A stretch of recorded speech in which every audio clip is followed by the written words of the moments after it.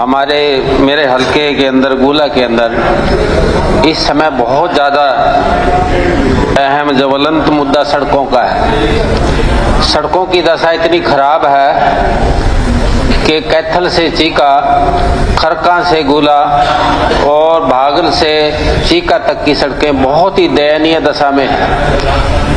मैं इसके ऊपर इस मुद्दे पे कहना चाहता हूं कि ये जो डीएलपी है, आपने भी जिक्र किया उसका, ये 5 साल के लिए तय की जाती है। 5 साल एक सड़क बनी है, उस सब 5 साल तक दूसरी बननी ही नहीं।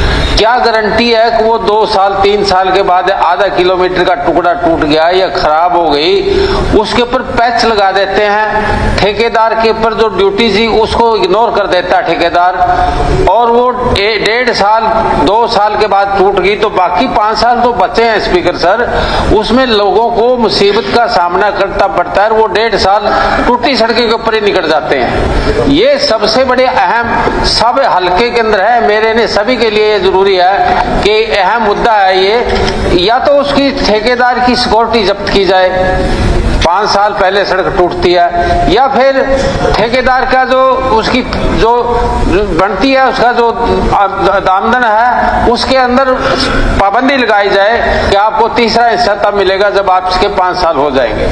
एक तो मेरा ये सुझाव है, ताकि ये तो एक सिस्टम बन गया, फैशन बन गया कि 5 साल तक जो है ना बननी नहीं, क्योंकि 5 साल बाद जो है ना इसका नंबर आएगा, वो फिर सड़क टूटी होगी उस टूटी पे ही चलते हैं लोग, और फिर आहिस्ता आहिस्ता उसके खड्डे पड़ जाते हैं। कारण ये बहुत है, दशा ये खराब इसलिए होती है। अब तो तारकोल भी नहीं बिछता, तारकोल के बजाय टेल्स आ गया। अब सड़कें बनती हैं 2-3 महीने के बाद फिर तक उसके ऊपर टूटना शुरू हो जाती हैं। वो सामग्री नहीं रही। और मेरे हल्के में तो सबसे जरूरी ये था कि जब ठेकेदारों ने सड़क बनाई, जो वहां के जिम्मेदार लोग थे वो कमीशन खाते रहे।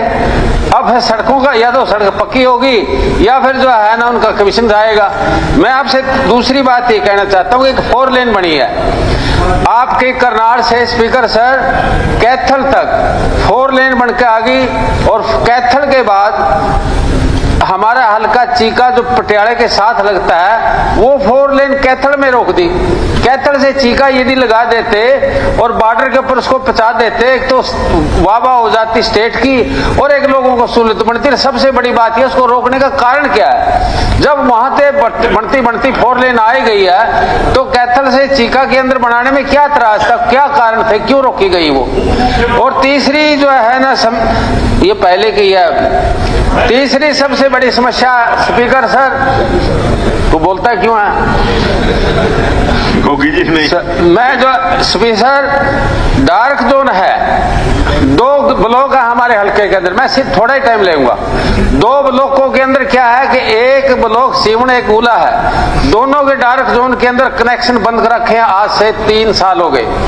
जब वो पहली डार्क जोन है उसके अंदर समस्या पहली खड़ी, और हमारी पैटी का एरिया सारा जीरी लगती है, उधर जीरी लगाएंगे कैसे जब कनेक्शन ही नहीं मिलेंगे। तो इस कनेक्शन की वजह से वो उसकी पाबंदी लगाई, वो हटाई जाए। और दूसरा ये है सर कि हमारा एक ही मिनट मेरा तो हुआ अभी, मैं जो है सिर्फ सर मैं नहीं लगा, वो बोर्ड के ऊपर टाइम अपने आप ही आ रहा है। मैं आपसे एक सेकंड लूंगा कि म्युनिसिपल कमेटी की हमारी जमीन है, बड़ा अहम मुद्दा मेरे लिए।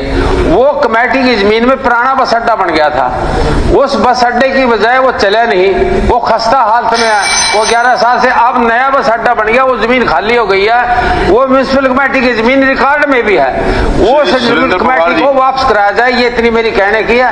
और एक जो है सबसे बड़ी एट्रोसिटी एक्ट के अंदर केस बहुत ज्यादा बढ़ रहे हैं, इसको बंद किया जाए। Thank you.